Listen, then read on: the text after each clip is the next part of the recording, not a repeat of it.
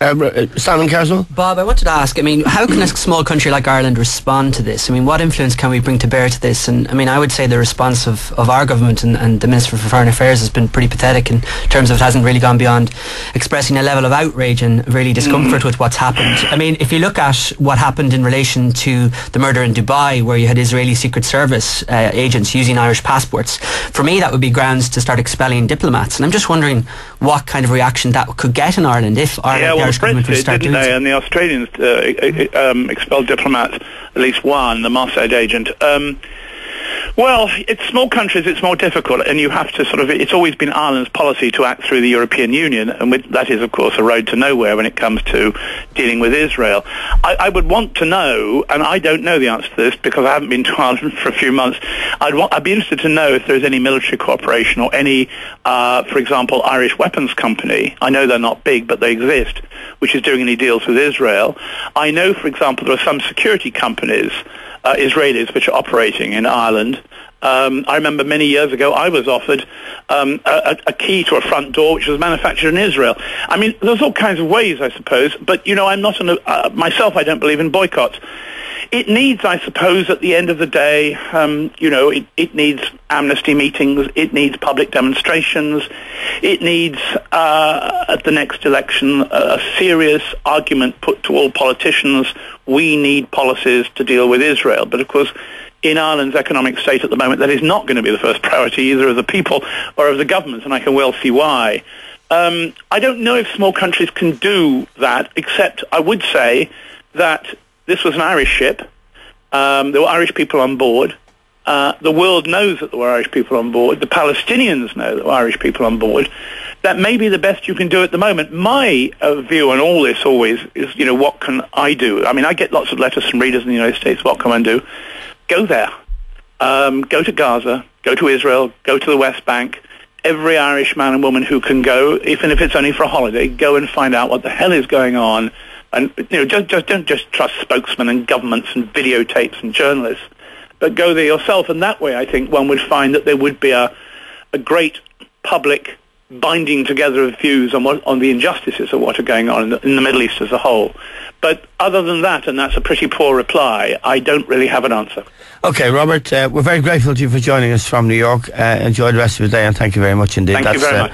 Robert Bye-bye. Fisk, the Middle East correspondent of the London Independent. Noirin, you want to Can I just come in there on Robert's view on boycott? I mean, I would disagree with him on that, and in fact we've advocated editorially today that there should be a boycott of Israeli goods in Ireland at the moment, because it is the way that a ground movement can do something about it. And if you recall, when Nelson Mandela was released, he said that the Dunn's workers' refusal to handle South African goods was a spark of hope for him when he was serving his 26 years in prison. So I think that people can on an individual basis make a difference and make a personal choice, and then obviously not just do it personally, but you've got to go to the supermarket that you buy the goods in and say, I'm not buying these goods for a particular reason. But I think, go on, Mick. I'm not a supporter of boycott either. I don't think we buy from anybody if we started applying moralistic rules to the behaviour of others, and probably no one would buy from us. But there's a line, so apartheid was a line, Mick. I mean, I didn't, and the boycott, the cultural, sporting boycott, the economic boycott, the Americans in particular, the American Senate passed a bill to boycott South Africa. They did have a real impact, and it did lead to a dramatic and historic change. Okay, if you want to change what's happening with Gaza today, if you want to make a big impact, it's the Americans that you have to mindset that you have to change. Okay, because they are the ones making it happen. I think Israel could not do what it's doing without the backing of the Americans. Absolutely. Okay, we have to take an ad break now. We'll return after this. The Dunphy Show on Newstalk 106 to 108. Welcome back to the programme. My guests this morning are John Waters, Simon Carswell, finance correspondent of the Irish Times, Noirin Hegarty, editor of Sunday Tribune, Mick Wallace, builder and developer. John Waters, of course, columnist with the Irish Times and with the Irish Daily Mail, and author of some very good books. The latest one, Beyond Consolation, or How We Became Too Clever for God and Our Own Good. You can contact the show by texting us at 53106. You can low call 1890 453 106 or email the show dunphy@newstalk.ie. Your comments about Robert Fisk's contribution, they're popping up on the screen all the time, and some of them are quite hostile to Robert. Let's see, where are we? The lack of balance is shameful. No comment on the lynch mob trying to kill the commandos. That's the lynch mob who were on the boat. And someone called Rowan says, or A. Rowan, why doesn't an American boat bring aid to Gaza to see if they would be stopped, which is a rather interesting concept. And Richard Waterford said we should give Israel our unequivocal support. The alternative is the spread of Islamic fundamentalism through the Middle East, Turkey and the western borders of Europe. That's from Richard in Waterford. It is appalling that Wooly Walters would confuse or purposely muddle Hamas with the murder of innocent citizens trying to deliver humanitarian aid. I'm not quite sure about that. Some dodgy people listen to Newstalk. Now, here we go.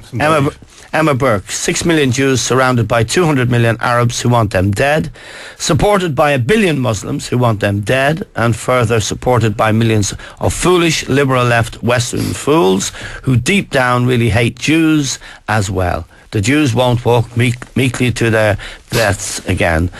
So there we go. There That's are people out there. Because it was, I don't know if we saw a piece yesterday by Henning Mankell. He's the author of the Swedish novelist, author of Wallander, and he was on one of the ships, the first flotilla, not the Mavi Marvara, but one of the other ones called the Challenger. And the way he describes how the Israelis herded people together, kept them for 11 hours before they got off. He alleges the Israeli soldiers stole their passports, their credit cards, their iPhones, their iPods, the whole lot. They never got them returned to them. But there is almost like a hangover of, they were lined up to give fingerprints. One man said, I'll give you my name, I'll give you all of my details, but I refuse to give you my fingerprints. I haven't committed a crime. And according to Henning Mankell, he was beaten to the ground. Yes. And there are almost like echoes of how the Jews were treated in World War II. And I wonder somewhere deep in the psyche in Israel, and it is like the notion of Israel is a wonderful notion that people who are persecuted in all these different countries around the world can come together and create their own world. But is there a sense of that ultimate victimhood, and then a lack of understanding, therefore, as to the persecution that they're inflicting on other people? Yes, I mean, it's a very, very complicated and nuanced set of circumstances, but, a thug is a thug. Is my view, and to all of those who feel that we're liberal left fools, well, I'm not liberal, I'm not left, bit of a fool though. Now we're going to turn to Cumbria.